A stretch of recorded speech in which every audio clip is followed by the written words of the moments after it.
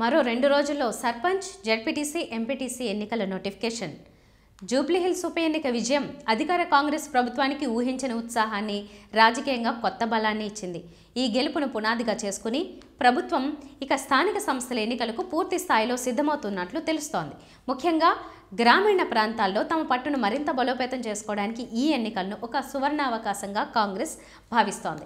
ఈ మేరకు ఈ నెల 17వ తేదీన తెలంగాణ కేబినెట్ సమావేశం నిర్వహించనుంది. దీనిలో స్థానిక సంస్థల ఎన్నికలపై నిర్ణయం తీసుకునే అవకాశాలు ఎక్కువగా ఉన్నాయి. స్థానిక సంస్థల ఎన్నికలకు సంబంధించి బీసీ వెనుకబడిన తరగతుల రిజర్వేషన్ల అంశం ప్రభుత్వం ముందు ఉన్న అతిపెద్ద సవాలుగా మారింది. గతంలో ప్రవేశపెట్టిన 42% బీసీ రిజర్వేషన్లకు చట్టపరమైన సమస్యలు, అడ్డంకులు ఎదురవుతున్న నేపథ్యంలో అధికారులు మరో నివేదికను సిద్ధం చేశారు. సుప్రీంకోర్టు ఆదేశాల ప్రకారం షెడ్యూల్డ్ కులాలు, షెడ్యూల్డ్ తెగలు, బీసీలను కలిపి మొత్తం రిజర్వేషన్లు ఎట్టి పరిస్థితుల్లోనూ 50% మించకూడదు.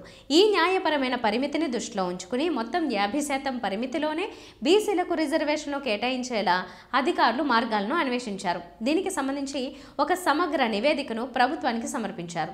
బీసీ రిజర్వేషన్లను 50% పరిమితికి లోబడి కేటాయించడం వల్ల కొన్ని వర్గాల నుంచి వ్యతిరేకత వచ్చే అవకాశం ఉందని ముఖ్యమంత్రి భావిస్తున్నారు. ఈ నేపథ్యంలో ముఖ్యమంత్రి మంత్రులకు కీలక సూచనలు ఇచ్చినట్లు సమాచారం.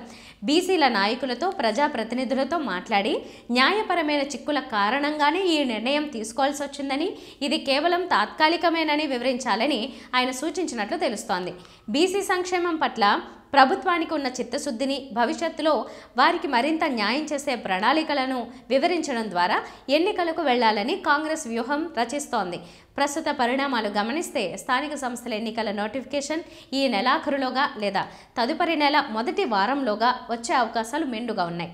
ఈ ఎన్నికలు గ్రామీణ, పట్టణ ప్రాంతాల్లో కాంగ్రెస్ పార్టీకి కొత్త స్థానిక నాయకత్వాన్ని అందించి పార్టీ బేస్ను మరింత బలోపేతం చేస్తాయని ప్రభుత్వం ఆశిస్తోంది.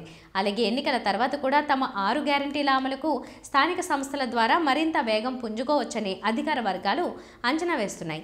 ఈ స్థానిక ఎన్నికలు తెలంగాణ రాజకీయాలపై, ముఖ్యంగా గ్రామీణ ఓటర్లపై కాంగ్రెస్ పట్టును స్పష్టంగా తెలియజేస్తాయి.